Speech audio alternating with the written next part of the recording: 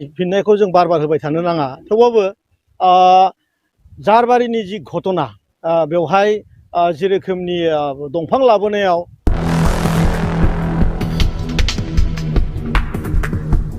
सासे सुबुङा गावथार जाबाय दा आं सानो जेनेबा सिखावा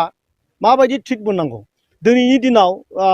मानाव गेदेर आसामनि चिफ मिनिस्टार बिथांनि जि खुंथाय सिखावफोरनि साजाया मा बेखौ बयबो मिथिखागौ मोसौ लाबोनायाव सोर बहा आथिङाव गावजादों सोर बिखुङाव गावजादों थिग दंफां लाबोनायाबो सोरबा आरो माबा जुदि सोरबा 2 नम्बरि खामानि मावोबा गासैबो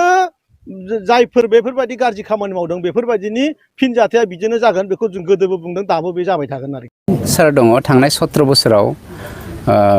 मा होनो लेवारा जेब्लायबो गोजा थै सोबनानै गावनि जिउखौ थांना थानायनि राहा लामाखौ जेब्लायबो सानो थिग बेफोरबायदिनो बिसोरनि साननाय हनायाबो बिदिनो गासैनिसिमबो आंनि अननाय आरो सिबिनायखौ आरो खनसेबाव फिन जासिहरफिननाय जाबाय आं बिखौ मोनसे चेनेलाव नुनो मोनदों नैबे हेल' एसबि ब्लग ना आं दासो क्लियारै मोनदों बिथांनि हेल' एसबि ब्लगाव नोंथांमोना फल' खालामनानै नाय ओमफ्राय नोंथांमोना जुदि नुवाखैबा हेल' एसबि ब्लगावहाय नायोब्ला आं बे इउटिउब चेनेलनिफ्रायसो डाउनलड खालामदों बिथांनियाव मोनसे क्षमा बिदों नोंथांनि पारमिसन लायालाफानो आङो नोंनि जा भिडिअ राकेश ब्रह्मनि जाखिनि ससे बुंनाय बेखौ आङो लानाय जादों सिगाङावनो क्षमा बिनाय थाखाबाय राकेश ब्रह्म बिथाङा मा बुंदों दिनै चिफ मिनिस्टार आसामनि चिफ मिनिस्टार सिखावा मा साजा मोनो आरो जाय सोर बोरमा खावनानै माबायदि साजा मोनदों सोरबा मोसौ खावनानै माबायदि साजा मोनदों सोर बिखुङाव गावजादों सोर फेन्दायाव गावजादों बेखौ चिफ मिनिस्टारानो अर्डार होखानायनो होनबा दिनै गावनायजोंनो सलुसन जायोब्ला जोंनो आयेनखौ मानो नांगौ राकेश ब्रह्म नोंथांनाव मोनसे सोंथि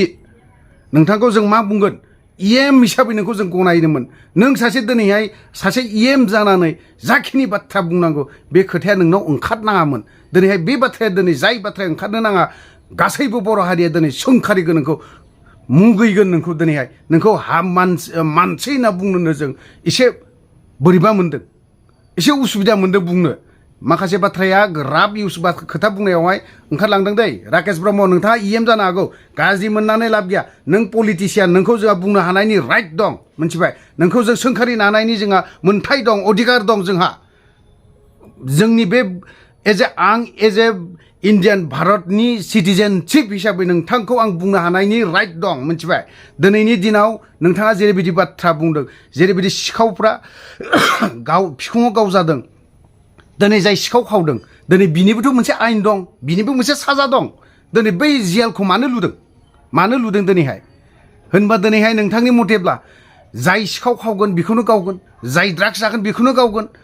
दिनै जाया दिनैहाय फैसा खावगोन बा माबा मोनसे खावगोन बेखौ गावलाबायबाथ' जानाय नङाना मानोथो दिनै जेल लुदों मानोथो आयेनखौ खालामनानै होदों दिनैहाय नोंथांनि जेरैबायदि बाथ्रा बुंनाय नोंथांनि जिखिनि राव बुंनाय नों इएम जानो समाया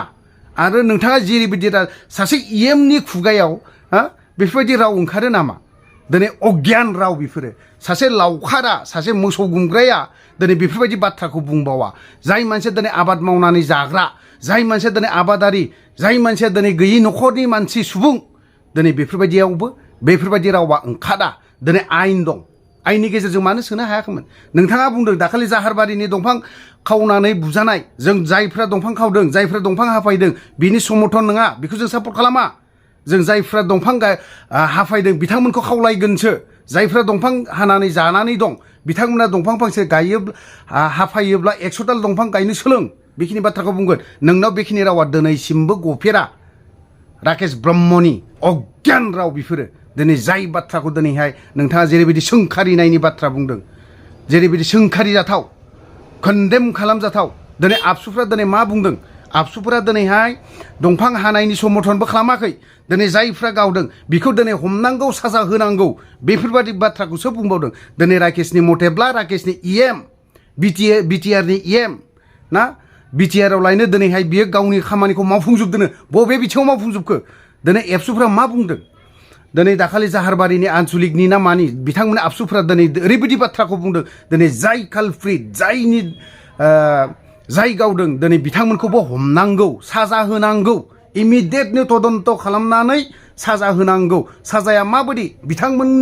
बिथांमोनाबो मोनसे साजा दं बिथांमोननि साजा बायदि मोननांगौ होननानै बाथ्रा बुंदों दिनै राकेश ब्रह्मआ दिनै मा बाथ्रा बुंबावदों दिनै राकेश ब्रह्मनि मथेब्ला जायफ्रा गावदों बेखौबो गुलिजों गावनांगौ खोथाया बिदि थांदों दिनै गुलिजों गुलि गावलायलायोब्ला मा जागोन खोथायानो जोब्बाय बुंनांगौनि राव गैला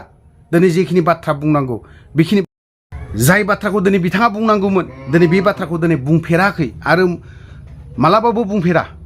आं दिनैहाय बिथाङा बुंबावदों बिटिआरआव दाउजोंनो गुफुर खालामदोंनो बबे जायगायाव दाउ गुफुर होखो नों दाउ बयलार फार्मखौ बबे जायगायाव होखो आरो बबे जायगायाव नोङो दिनैहाय बोरमानि फार्म खालामनानै होफेरखो नोङो बबे जायगायाव बेसेबां गिदिर अमानि फार्म खालामखो नोङो दिनै नानि खोथा दिनै बबे जायगायाव दिनै नानि फार्म खालामखो नोङो जेरावबो गैया दिनै फेलार एक नाम्बार फेलार होननानै बुङो बिटिआरनि इएम राकेश ब्रह्म बिथांखौ जों दिनैहाय गाज्रि लेंगुवेज गाज्रि सोदोबजों बुंबावाखै गाज्रि सोदोबजों बुंग्रा मानसिफोरा दिनै बुङाबावाखै दिनैहाय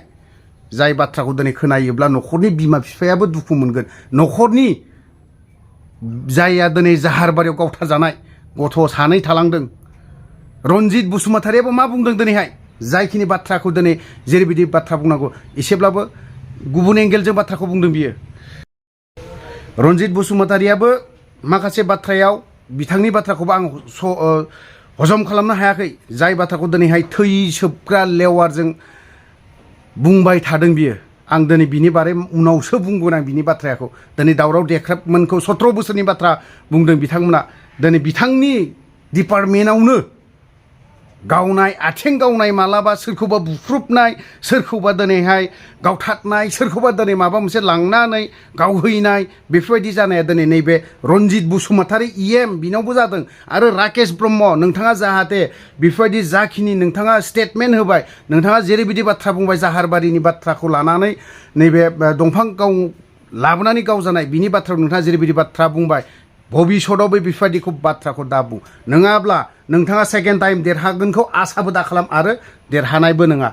बेफोरबायदि इएमखौ जोंनो बर' समाजाव दरखार गैया आरो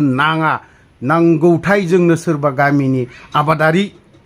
बेफोरबायदि मानसिखौ जों खालामनानै दैखो हरगोन बेफोरो थिग मावबावगोन नों बायदि अगियान राकेश ब्रह्म बायदिखौ जोंनो नाङा दरखार गैया थ' लोगोफोरा आं गोबां बाथ्रा बुंबाय गाज्रि सोदोब जुदि बाथ्रा बुंदोंबा गासैबो बर' रायजो राजानाव आं खमाबा निमाहा बिनाय थाखाबाय थ' लोगोफोरा भिडिअखौ बारा गोलाव खालामनो सानाखै बावहाय दोनथ'बाय जय बर' हारिनि